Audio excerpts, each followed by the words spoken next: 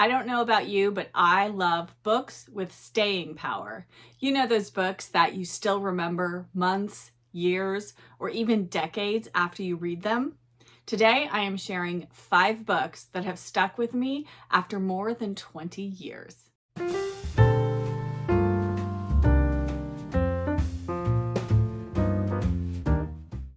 Hello, book friends. I'm Jen, and welcome back to my reading life, and welcome to I guess we can call this a bit of a series that I'm going to be doing, and that is talking about books that I feel have been left behind or overlooked, or just books that no one is talking about anymore, but that I think deserve attention. And today I'm going to share 5 books that I read, each of these more than 20 years ago, and they have stuck with me. And by sticking with me, I don't necessarily mean I remember them word for word or that I remember everything that happens in them, but that there is something about them that stuck with me, whether that's a feeling, whether that's a memory of when I read them and how that made me feel in that moment, or whether it's something specific about the book, about the plot, or the characters that has just stayed with me ever since my very first read of it. So grab yourself a cuppa. We're going to dive into some backlist books today. All of these were published many, many years ago, and I am excited to share them all with you. I hope you find maybe some new books to love, or possibly a book that you knew about or read about a very long time ago, and maybe this will prompt you to pick it up again. So grab yourself a cuppa. Let's get into the books. The first book I'm going to share with you today is a book that I really think needs to be a bit of an American classic. And I think some people know about it, but I still think it's a little bit under the radar. And this book is a Southern novel that really just evokes, 1, a bygone era, and 2, just really what life in the South was like. And as someone who hasn't ever been to the South of the United States. I was born and raised in California. This book just felt like it took me to the South, plopped me right there, and just evoked this time and place that I knew nothing about, and I absolutely fell in love with it. And that book is Cold Sassy Tree by Olive Ann Burns. This is such a wonderful story. Now, I have to admit, I read this book back in high school and I haven't read it since. And I just recently got this copy of it so that I can reread it. I'm really hoping to get to it this summer. But first of all, I can picture exactly the edition that I read from, which was white. It had a bit of red around the edges, and there was a picture, I want to say it was maybe of like either a street with houses or a house with trees. If I can find a picture of it online, I will put it here on the screen for you to see. And I can picture it sitting on my bookshelf. I can picture my mom handing it to me to read. Of course, it was a recommendation from my mom. And I read it one summer in high school and I was just completely swept away. I think the way people feel about something like Gone with the Wind is the way I felt about Cold Sassy Tree. Now, the details of the plot are a little bit murky in my mind, but I just have this innate sense of being a part of the community in this book and just loving these characters and getting so caught up in the story. And I think that is exactly what you want out of a book that is really well written.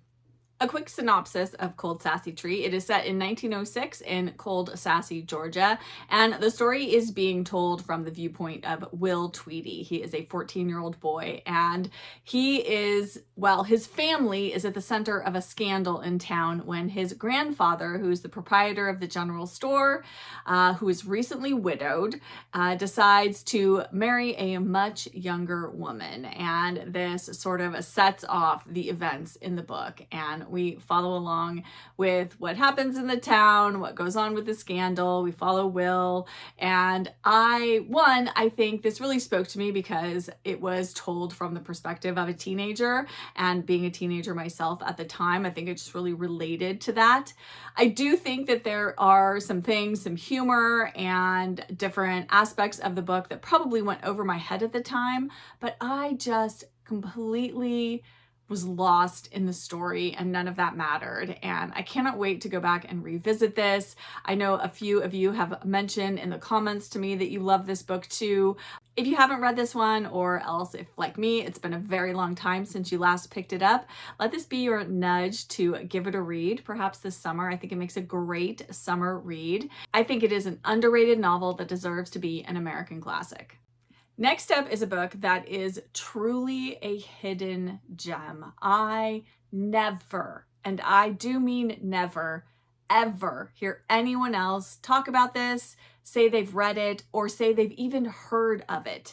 And that book is Emerald by Elizabeth Luard. And this is a very unassuming edition of this wonderful historical novel. This book imagines what if King Edward VIII of England, who abdicated the throne to marry Wallis Simpson, an American divorcee, what would have happened if the two of them had had a love child, and that child had been secreted away, taken across the world to grow up, not knowing who she was, who her parents were, and following along with this young girl, Emerald, as her life unfolds. That is the premise of Emerald by Elizabeth Luard. If you are a fan of historical fiction, I think this is one of the very best examples of that genre. I first read this book back in 1999 when it was republished by the Common Reader Press, and it was one of those books where I opened up the cover and then I just didn't want to put it down until I finished it. I read it, I think, within 2 days, and I have reread this within the past few years, and I loved it just as much the second time.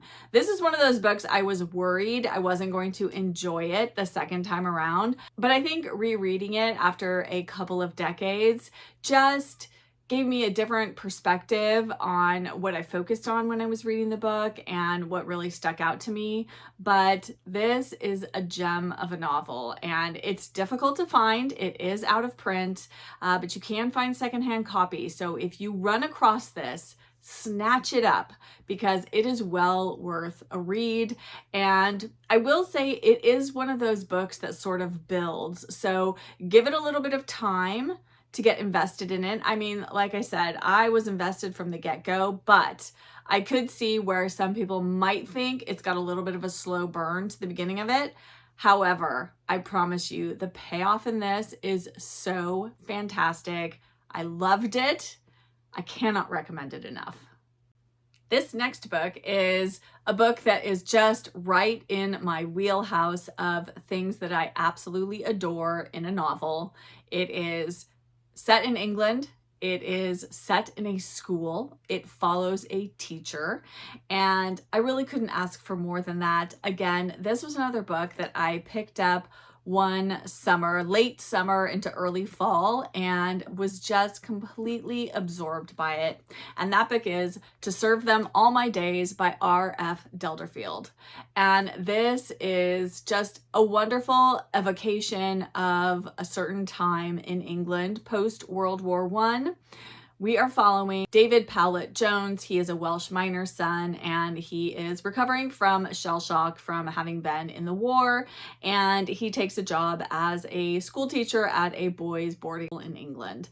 And we follow along with him over the course of, I believe, about 25 years of his career. So it is a long period of time. And you watch him grow from a very, very green teacher. He's very young. I mean, he is just barely out of school himself. And you watch him as he grows and matures, and all of the different people that he meets, from the boys at the school to the other school teachers, headmasters, all of the people involved in the school. This is just such a wonderful story. If you really enjoy those kind of epic, sweeping stories that are just going to carry you along and take you on a journey through a long period of somebody's life, then I highly, highly recommend To Serve Them All My Days. R.F. Delderfield was a teacher himself, and so he knows whereof he speaks, and he really is so wonderful at evoking what it's like to be a teacher. And I don't know. I know a lot of other people, myself included, have this sort of grand vision of what boarding school would be like. And I know it would probably be terrible and I would have hated it if I'd had to go to boarding school. But, you know, he just kind of brings that all to life, and he shows the good, the bad, the beautiful, the ugly, and everything in between. And I cannot recommend this book enough. If you really just want to get stuck into a book, this is the book that will do it. In my younger years, I was both a dancer and I did a lot of theater as a child and as a young adult. And as a result, I really love to read books that are about dancers or the dancing world or the theater world. That just really always draws me in. And so this book, again, another book that's just right in that sweet spot for me of the types of stories that I absolutely love. And this one is, again, like Emerald by Elizabeth Luard. This is a very hidden gem, and I never hear anyone talk about it, but it is Hester's Story by Adele Gérard. Hester's story follows Hester Fielding. She was a prima ballerina in her heyday, and really the book is told in sort of a flashback. So we are in the present day, or what was Hester's present day, when she's much, much older, and she is gathering a group of people to her home where they are putting on an annual production of Twelfth Night for Christmas. Of course, as this is about the ballet world, there are lots of personalities, and the group that is descending on Hester's home to do this production of Twelfth Night, they have their own sort of dysfunctions and idiosyncrasies, and their infighting and all of the dramas going on amongst them. But right as they are arriving, or right before they arrive, Hester receives a phone call, and it sort of brings the past into the present. And so we sort of flash back to when Hester was younger, and then of course to the present day as well. And again, this is such a wonderful book. It reminds me of, if you enjoy books by Kate Morton or Susanna Kearsley, who do that sort of dual timeline really, really well. I think Adele Gérard does it in such a wonderful way in Hester's Story. I haven't reread this since the first time I read it, but I really think maybe this Christmas season, it is time for me to crack this one open again, because I just remember when I first read it, which was right after Christmas. I think it was in early January. I received this as a Christmas gift. And again, it was another one of those books like Emerald, where once I opened the first page, I did not want to put the book down until I finished it. So it is absorbing, it is immersive, it creates this world and takes you right into what it is like to be a ballerina, to be a part of the ballet world, and how demanding and dramatic and just all of the types of personalities that you find in a situation like that. It is absolutely wonderful. I can't recommend it enough, especially if you enjoy books set around artistic personalities. Then definitely give Hester's Story a read. And my final book is a book you've probably heard of. In fact, you've probably read this one, and you most likely have seen the movie, but I wanted to mention it here because I feel like it's a book that doesn't get a lot of mention these days, even though it was a huge bestseller at the time it was published. And I think it is such a wonderful story of the mother-daughter relationship, of the immigrant experience of being a first-generation American. And that book is The Joy Luck Club by Amy Tan. Now, I remember when this book came out and I read it. Amy Tan is a local author to me. She lives here in California, in Northern California, in the San Francisco Bay Area. And so it was a really big deal here when this book became such a huge seller. And of course, I read it along with pretty much everybody else at the time. And I really feel like it was one of those books that did such a good job at portraying women, mothers, daughters, aunts, cousins, sisters, and truly what their relationships are like, the sort of complicated nuance of their relationships. It's not always easy. It's not always that we understand one another perfectly. And I just think this is such a beautiful book. And if you've never read it, or it's been a really long time since you have, then definitely read it. And then do not miss the movie, because the movie is equally as wonderful as the book. The end scenes of the Joy Luck Club movie just make me sob. Every time I even think about it, I think it brings tears to my eyes. It's so poignant. It's so wonderful. I think if you are a mother or a daughter or an aunt or a cousin or a sister or just a woman, you'll relate to the Joy Luck Club, and I can't recommend it enough. It is fabulous. Amy Tan is a wonderful writer. I recommend all of the books of hers that I have read, but this one is by far my favorite. And that is it. These are the 5 books that I've read and have stayed with me for more than 20 years. And I would love to hear from you all in the comments. First of all, have you heard of, read, loved any of these 5 books that I mentioned, or are you going to seek any of them out now that I have shared them with you? And I would love to know, what is a book that you read decades ago that has stuck with you to this day? Even if you don't remember all of the nitty-gritty details of it, something that has just stayed with you, that's a part of you, that's in your heart and part of your soul.